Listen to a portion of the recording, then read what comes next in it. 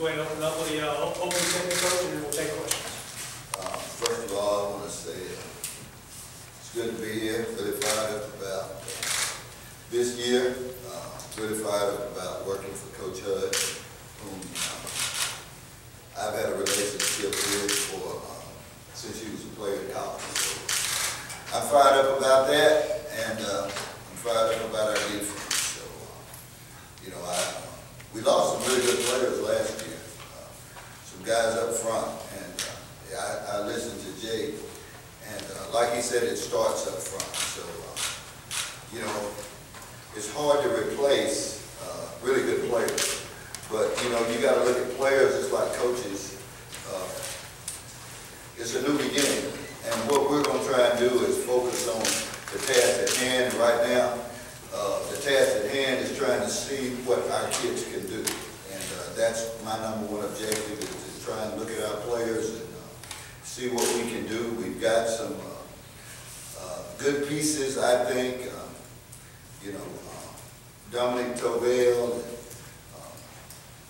When I just think about him, I think about Simeon Thomas, and you know, I'm a secondary coach. That's my first order of business, and you know, I like certain things. I'd like to be able to play man coverage. That's what I like. Everybody that knows me knows that. But if we don't have the pieces to play man coverage, we won't do that. And when I say the pieces, I'm not just talking about the back end part. I'm talking about the entire group of players. So what I've got to do as a defensive coordinator is I've got to look at our players, because what we're going to do is going to be player friendly. When I say player friendly, one of my teachers, person that I really look up to in this business is a guy by the name of Willie Shaw.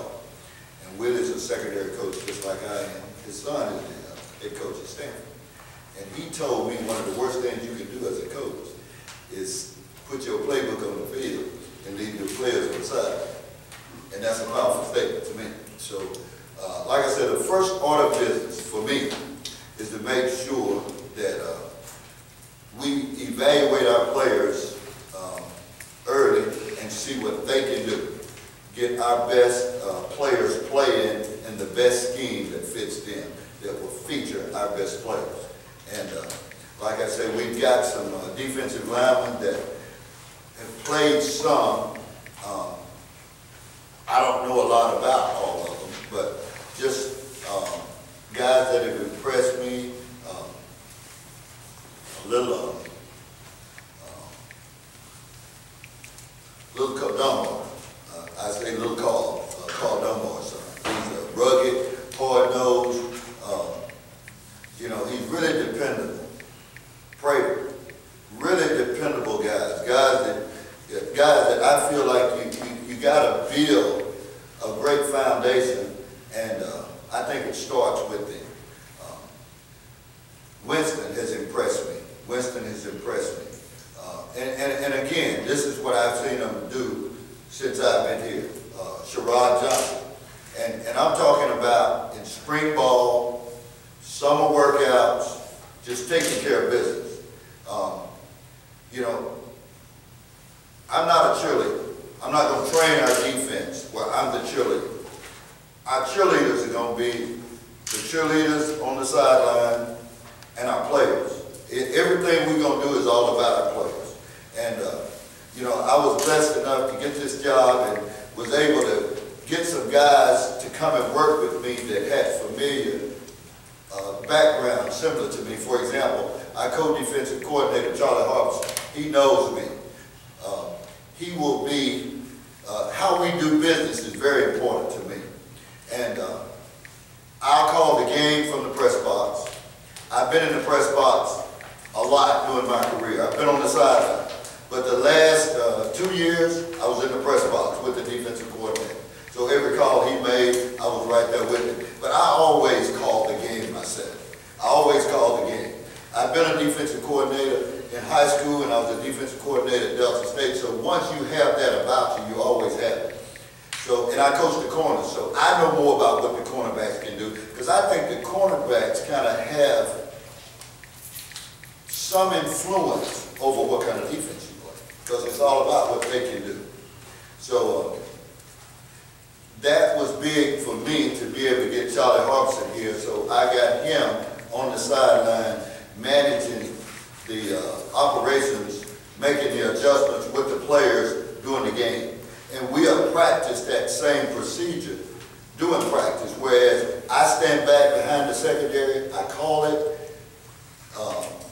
we sub personnel. This day and time, one of the hardest jobs in any business is a defensive coordinator in college. Because college football is all about filling up the stands. And people, when they come to the game, they want to see the ball. And they want to see points scored. So right now, offenses can run block and throw the ball. So they can block the run game, have offensive linemen down the field, and they can still throw the ball. And then the only time we can sub is when the offense subs. So we have to adjust to fast play and tempo. Well, I've coached with tempo coaches. The last coach I worked for, before Coach Hudd, was a tempo coach. Before I worked for him, I worked for the guy at Mississippi State. They used tempo.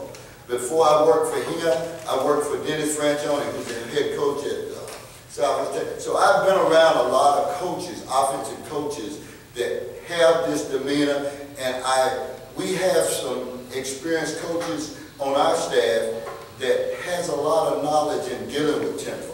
So two of the things that I will have to address that's very important to me. The first thing is I want to get our guys doing the right thing. And when I say doing the right thing, doing what they do. And then number two is you got to always have a plan for offenses that play fast and on a tempo. And you got to have a way to do that so your players don't panic, and you can have, because your players, they take on the personality of their leader. And that's why you have to teach them how to play with poise. Now, we're going to be a different type defense than we were last year. You know, our whole attitude changes, because last year's defense, zone was their first option. This year's defense, man, will be our first option if our players are able to do that. So that's kind of who I am, and where we're going with the defense. Did you get enough of a body of work during the spring to make that decision, or will it take a couple weeks this month, or might that go a few games in before you really know what you have and what you can and can't do? Well, I really think I'll know after we play 2 or 3 games, because who we play from week to week kind of dictates what you need to be and what you can be.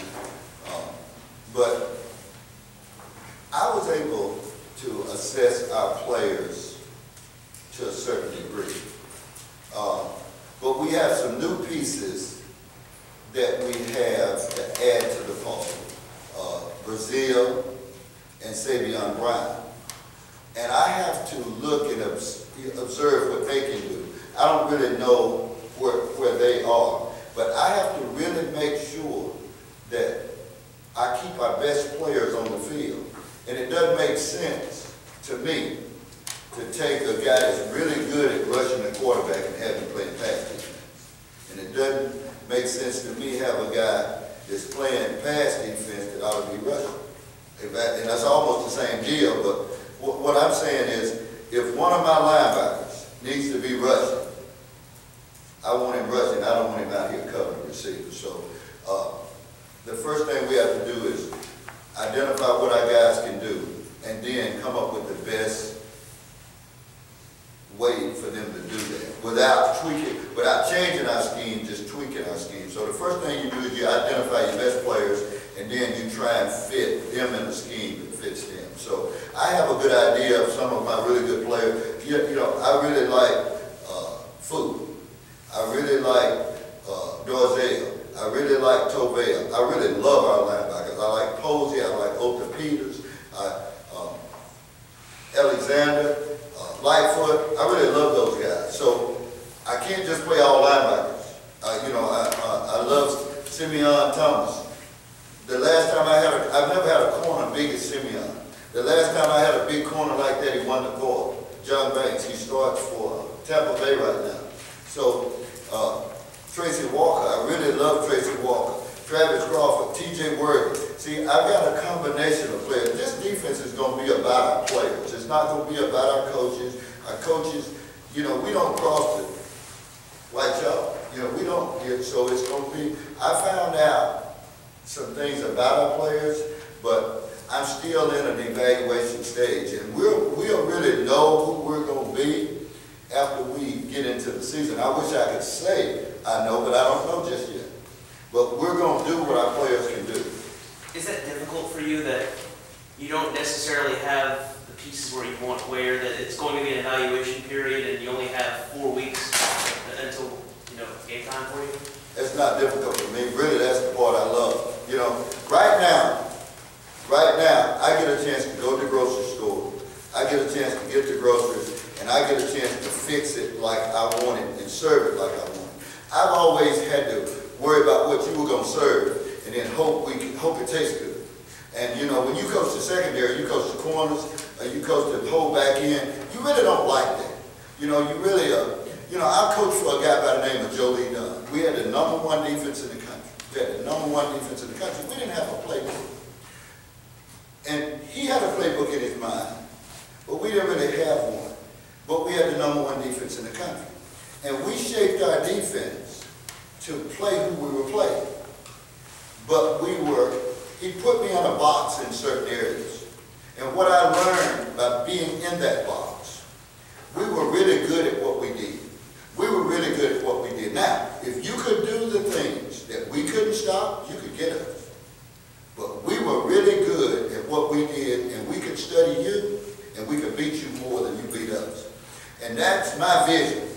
I've coached the #1 defense in the country in every category, so I know what that looks like. And for me, my experience, and I'm not being arrogant, but I can recognize what a player can and can't do. And the staff that I have around me, Mike Lucas, Charlie Harbison, Levon Harbin, they can do it as well. They know who I am. They know what I like. So the difficulty, it's not that difficult. It just takes time. But I'm going to listen to my gut. I know for you, you've kind of waited for this opportunity to be a Division I coordinator. I'm sure we're going to be prying for details of scheme and kind of get an inside look, which just isn't going to happen. Is that maybe the most difficult thing for you to not kind of gush about, you know, what you kind of want to do? Is this such a great opportunity for you? Well, I told you what I want to do. I want to play man. I really want to play man. But like I say, I got sense enough to know that the DBs are not the only element on defense that determines whether we can play man or not.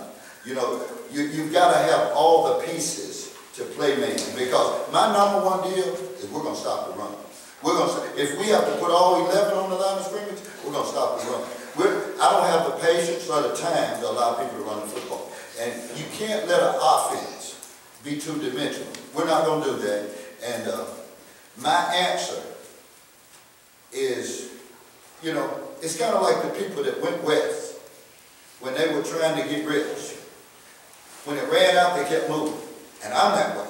When it's not working, I'm leaving it. We're going someplace else.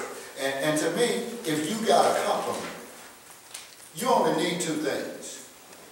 One that works and something to complement. And that's kind of the avenue of approach that I am. So we're going to have 11 of them out there, and we're going to either be in a 3-man line, a 4-man line, or a 5-man line at some point in time. And at some point in time, you're going to probably see us in all of them. But we're not going to be real complicated. We're going to be fast. We're going to have the fastest guys on the field. We're going to be simple. Our defense is going to be smart. And it's going to be physical. I can assure you that. So those 4 things, those 4 elements it's going to have in it. You mentioned Brazil and Peters, among a bunch of other guys. They both got a taste of SEC experience. How hungry do you think Peters is after sitting out a year? And with Brazil, how ready do you think he is to make the adjustment to defense? Because they only played 1 what I told him. He's really, really fast. If speed tackles, it plays for me. He's really, really fast, and if it tackles. I'm a very objective person.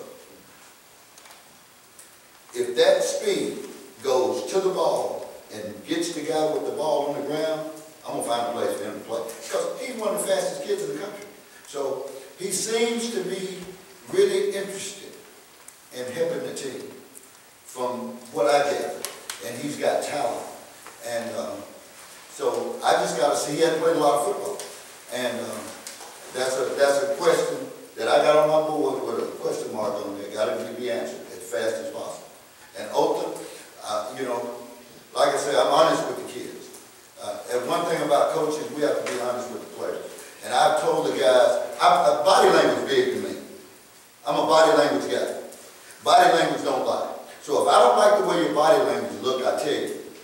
And if it's something about your demeanor, your behavior that I don't like, I let them know. And it's good for them to change it because it's just distracting to me. I don't know if that makes sense. So Otha, his everyday demeanor shows me that he's ready to get on the field and play some ball. And I'm ready for him to do it. And he's gotten better in his tackling. You know, little things that I say to him, I watch him to see if they're paying attention. And he seems to have some hunger about it. Because I like hunger. Right. Those two guys that you just mentioned, Otha and Brazil, is it a case of, are you kind of like starting over with them, or the lessons that they learn at another school, is it more of you're like building off of that? Can you use some of the lessons that they learned before they got here? Well, for example, let me tell you something. If you go to an SEC school right out of college, right out of high school, and you lose that opportunity, you never get that back. Because the next move from the SEC, if you play good at the NFL, you don't have a in-between stop, okay? Well, they're getting a second chance. So I use that, but I don't stay there. I try and be in the circle of influence more than I am that circle of concern. I try and let them know, look, hey man, it's a new day. It's not about yesterday. It's about taking advantage of the opportunity you have right now. And let's do the best we can with it. But let's not fool ourselves. You know, you have to be honest with yourself. You have to know, I have another chance. I really have to take advantage of this opportunity. And I don't need to tarry with it or be careless. I need to take advantage of an opportunity. So I use past experiences, but I don't beat them over the head with it. Coach, how big of an impact can Dorsey make in your defense? Well, if Dorsey continues to get better in all of the little things, he could be a great player. But you know, the more he becomes disciplined off the field, and I'm talking about little bitty things that don't take talent. Coach Hud does a speech on things that don't take talent.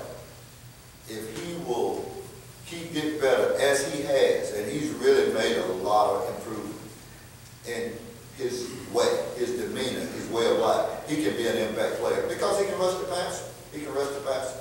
And anytime a guy can rush the passer that has a natural gift, that's special. So I think he is a natural first step. And if he continues to get better, he's got a really good coach working with him.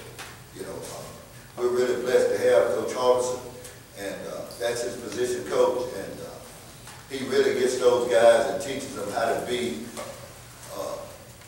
good people, good men, you know, and I think that's where, when you can get them to be really good, focused, zeroed-in guys, talent takes over. It's not our job as coaches to teach them talent. We can't teach them talent.